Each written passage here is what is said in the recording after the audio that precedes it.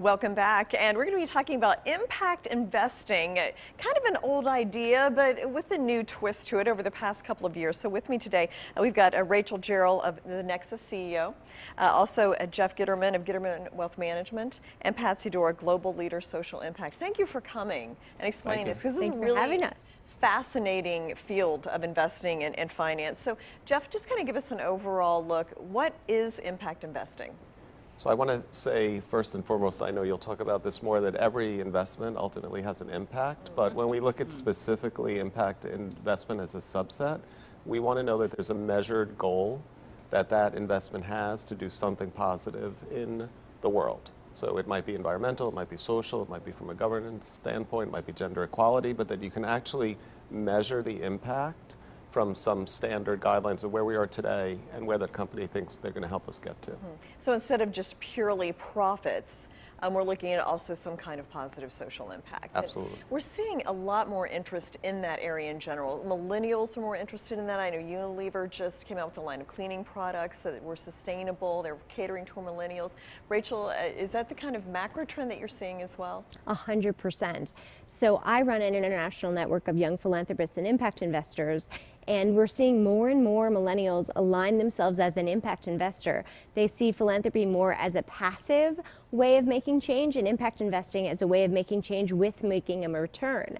But they're also seeing that everything they do is a currency of impact investment. So as people choose whether they're going to align with a Patagonia jacket or a different brand jacket, they'll pick Patagonia because they're aligned with their values. So I think from fashion to what hotel chains and what airlines they choose to fly, every choice is an impact investment choice. Okay, and you're from the corporate side, Patsy, so how can companies be involved in impact investing? Sure, so I mean, personally, I think it's a really exciting time for impact investing overall, and specifically for companies, because the reality is that the expectations on companies in terms of doing something around social impact are much higher than ever before. And I think about it in three buckets primarily. Number one, it's the talent, oftentimes millennials in particular, who really want to work for companies that care about this type of work and are actually doing it well, right? And we want to bring in the best talent, and that's a key factor. The second piece is clients. We're finding that the corporations that we work with all are working with clients that are saying, I want to be partnering with an organization that cares about this kind of work. And then finally, the investor community, right? And impact investing is on the rise at 25% or more a year. And so in order to actually pay attention to your investors, companies have to put in place effective strategies around social impact. And I mean, consumers are really voting with their wallets lately. Absolutely. I mean, they're making decisions, purchasing decisions based on this. So Jeff, so let's say that I'm a startup company and I'm a brilliant scientist and I have some kind of, clean water solution. So, I mean, what is the first thing I would do to try to get some impact investing dollars? Well, first we try to help the companies think about mapping. So when we say mapping, there's something called the Sustainable Development Goals, which is this pin. But there's 17 goals that the UN and 193 countries have agreed on are really important goals for this world to stay habitable. So can you put out a measurement report so that when we go out to investors, it's not just about the profitability of the company, but here's a report that actually shows the measured impact that we think we're going to have.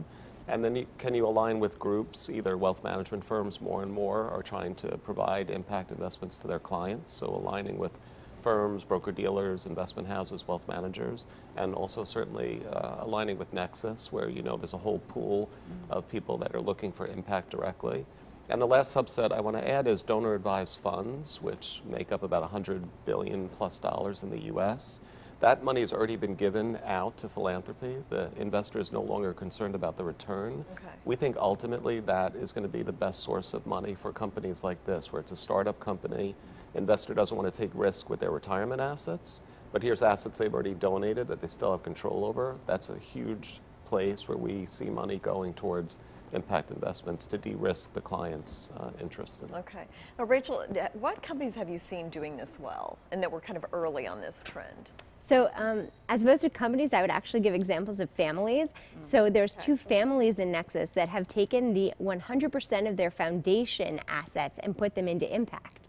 So along the lines of what we just heard, the Cordes Family Foundation and the JCPenney Foundation, or the Penny Family Fund, I should say, have decided that they've already earmarked 100% of their funds to be going towards philanthropy. So why wouldn't they take all those funds that are in that foundation and put them into impact investments? And that, I think, is what we're seeing is really how millennials are driving that change. And I think that that's an example we're going to see more and more of. Okay, and then Patsy, what kind of advice would you give to companies that are kind of looking to get involved in this and maybe they're a little late? I mean, what kind of things should they look for? Absolutely. I mean, there's a couple key things. I mean, first of all, you really need to make sure you've got the support at the top of the house, that the CEO really cares about this work, right, and wants to do it right.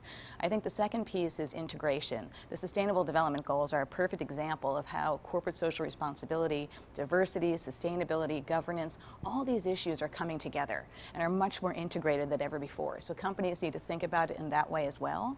And then finally, I think, as a result of impact investing and all that we've talked about today, there is a cry and a need for more transparency. And people are expecting it. And so organizations need to be willing to release their figures of how their impact strategies are working. What is the impact at the end of the day? And start benchmarking with other organizations as well.